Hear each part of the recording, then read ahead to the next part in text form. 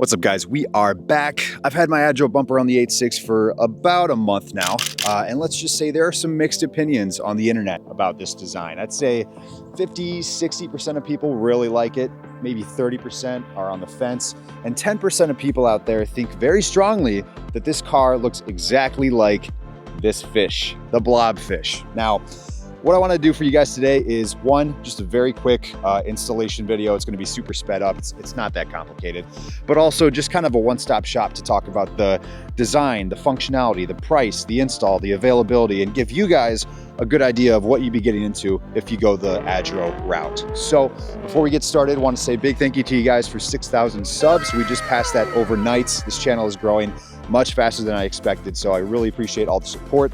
As always, leave me a like. If you're watching on mobile, hit that hype button. Follow me on Instagram at hauling.86, and we're gonna jump right in. Now, there's gonna be chapters down below, so if you guys do wanna skip past the install section, just jump to that right now. But we're gonna get started with the installation, starting with assembly. Now, the bumper's gonna come unpainted, so you're gonna wanna get it painted. I took it to a local shop. They did it for around $700 and they got a perfect paint match. Shout out to Pipe Performance here in Raleigh. You guys did amazing. Then after a day or two, you're gonna be good to put the plastics and the hardware together. So basically, this kit comes with 7 pieces that go into the bumper. There's the front grille, which includes those 2 big intakes. That's all one connected piece. You have 2 headlight brackets, which are actually going to replace the headlight brackets that come on the car from factory. If you guys haven't seen it, this is your headlight bracket. It sits right under the headlight and helps your bumper clip in at the very base. The Adro kit comes with these, so you're gonna take your OEM ones off and put the new ones in. Then you've got these 2 lower bumper side intakes, and then behind those, you've also got 2 internal vents that are gonna connect those lower intakes and channel air into the wheel wells. Now, everything's functional, and when it's all together, it's gonna look like this. If you do have the carbon lip option, you're gonna drill that in as well. It does come pre-drilled, which is absolutely amazing. I hate drilling into carbon fiber. I also would recommend hitting this with like an adhesion promoter and then doing some 3M tape as well, just for a completely flush finish. I haven't done that yet because I'm still looking to get the bumper PPF'd, so I'll be taking that off soon enough. But one thing to note, you will need a new badge unless you're gonna reuse the one on your factory bumper. So I choose to go with a new OEM glass badge, just straight from Toyota. And then I did a smoked finish over the top. So step 2, installation. Now, once you're here, you're gonna take off your factory bumper. I assume most of you know how to do this, but if not, you just need a 10 mil, a flathead, a panel remover. Basically, you've got like 6 to 8 bolts on top. They're all 10 mil. They hold the bumper and the radiator shroud together. Then you'll pop out the side markers with a flathead, disconnect those bulbs. Remember, the Adro bumper does not have side markers, so you're gonna be deleting these. And then after that, you'll move over to the wheel wells, remove the 4 plastic clips that secure the bumper liner to the fender, then get under the car and remove all those plastic clips. I think there's like 8 of them on the bottom, and then also 2 10 mil bolts. So after that, you can release the bumper. It's pretty simple. It's just the same thing on the top, the bottom, and the sides.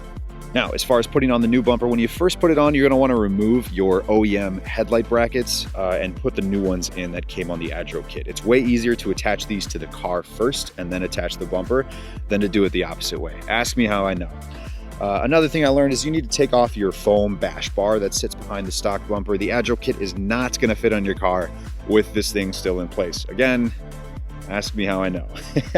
I'd also recommend putting one side of the bumper on first. So maybe start with a 10 mil bolt in the center on the top just to hold it in. And then you can push the bumper into the headlight brackets until it snaps in. Then go to the other side, do the same, then move to the fenders and try clipping those in. Seriously, guys, this took me hours. It's actually so difficult to get this bumper stretched across the front frame for the first time.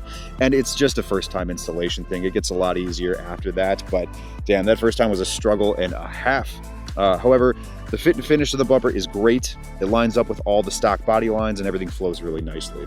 I did also opt for the headlight eyelids. As you can see, there's this inner eyeshadow thing going on due to the black piece that sits behind the bumper. So having those eyelids kind of flow into that line just makes it seem a little bit more complete, in my opinion.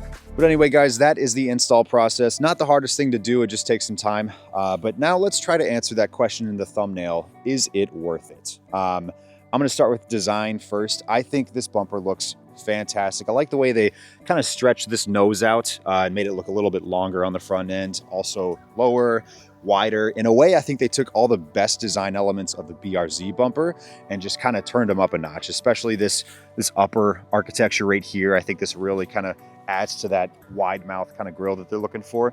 It doesn't look like a blobfish, I swear to God. And again, compared to like the Voltex bumper or aim gain, it is definitely a busy front end, but I think, you know, a car this fun deserves an aggressive front element, so I'm glad they went that direction. I also think that the carbon fiber front lip looks really good on these cars. I haven't seen one of these bumpers without this, and again, for the price, I think it's probably worth it to get this. Now guys, let's talk about functionality. This is always a big talking point whenever a company produces something that's aggressive looking like this. People always want to make sure that it actually does something, that all of this is for something. So if you look at Adro's website, and I'm going to post some of their stats on the screen here, you'll see that they list all of their stats for every single bumper that they make, every piece of aero. They wind tunnel test their vehicles. And if you look at the 8.6 section, I think they're claiming like over 1,500 newtons of additional downforce over the stock 8.6 bumper while keeping the drag low. Obviously, drag does go up with something like this, but very minimally. And that is so important on a, you know, moderately powerful car like the, okay, it's a slow car. It's a slow car. But for a lightweight, low power vehicle like the 8.6, I feel like, you know, keeping that drag low is just as important as any additional downforce that you're getting, because obviously it's not a you know, track missile. So I think that's really great. Another thing that I like to see with them is keeping all of the factory venting completely functional. You'll see these side vents, and I'll give you a close up here, but the side vents, obviously they're blocked off in the center, but they do retain that air duct that kind of channels air across the wheel well to, you know, cool the brakes and get rid of some of that dirty air. I think that's great. I like that there's still, you know, functional aero on the sides. You've got air ducts that actually go somewhere, and the front grille is actually much wider now. So for that reason, I think they checked off all the boxes and they did everything they needed to do when it comes to functionality on the front bumper. Now for the big one, and probably the one that's most important to you guys, is price. Let's talk price. Obviously, Adro makes bumpers and aero kits for a bunch of high-end manufacturers, Porsche, BMW, really high-end automakers. And I will say the 8.6 is by far the cheapest platform that they work with. You're looking at $40,000 wide body kit for the M4, you know, $20,000 for a Supra wide body kit.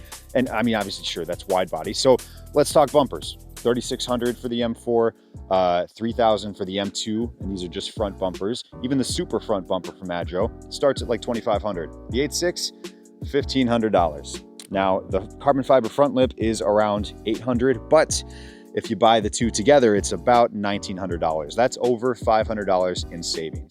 Now, of course, I actually saved a little bit more because I was one of the first 86 buyers when they originally released this bumper. I bought it on day one, so I got like an extra 200 bucks off.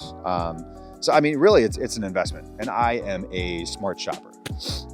It makes sense if you don't think about it. No, but in all seriousness, guys, it's not a bad price at all, even when you consider the other stuff that Adro makes for the 8.6. You know, if you want their swan neck wing, $3,000. Adro side skirts, $1,000. Rear diffuser, $1,200. So in the grand scheme of things, paying $1,900 for a front bumper and a carbon fiber front lip, not a bad price. Not a bad price at all. Now, yes, it's going to add up. You know, like I said, paint around $700 for me. You could pay more, you could pay less than that. If you want to get it protected, PPF is probably going to cost like around $600 to $700 as well. And you want that, but it sucks because it is a very angular bumper, obviously. So they might try to charge you a little bit extra for wrapping this thing. But again, if you're at a point in your build where you're considering doing aftermarket body work, you're probably already pretty invested. So to answer the question in the thumbnail, is it worth it? I would say yes, it was for me. And it's up to you guys, obviously, to decide if you want to go this direction. I'm at a point in my build where from this point forward, I'm really just making small adjustments with suspension, with you know, exhaust tuning, things like that, until my warranty expires. Because at that point, I'm doing a tune on E85 or, you know, maybe the forced induction route, but really just wanted something to kind of round out the rest of my body kit, which is obviously pretty aggressive already, and really, honestly, to scratch that itch for the time being so I don't go and buy a supercharger tomorrow. There's one piece of advice I could give you guys is build your car for you, not for the opinions of people on the internet, not to impress a girl. She's not gonna care. I just feel like I see so many people building their cars based on, you know, what's currently trending, where all the hype is at, what just dropped, you know, what the latest blah, blah, blah is. And at the end of the day, you have to open up your garage door and be like, damn, that looks good. So when you're making your next purchase, maybe think about this video. And if you are actually buying something because you like it. Anyway, guys, I'm gonna wrap this one up. Thank you guys for watching. This is probably gonna be the last of my like dedicated Adro content. I don't wanna milk this for too long. I did wanna get you guys an install and a full review, and you'll see it in the rest of my videos moving forward. Again, I'm super happy with it. If you guys have any questions about the installation, you know, the purchasing process, things like that, please leave them down below. But again, as always, thank you guys so much for watching. Thank you so much for 6,000 subscribers. We are going up from here, and I cannot thank you guys enough. So I'm Zach, and I'll see you in the next one. Bye.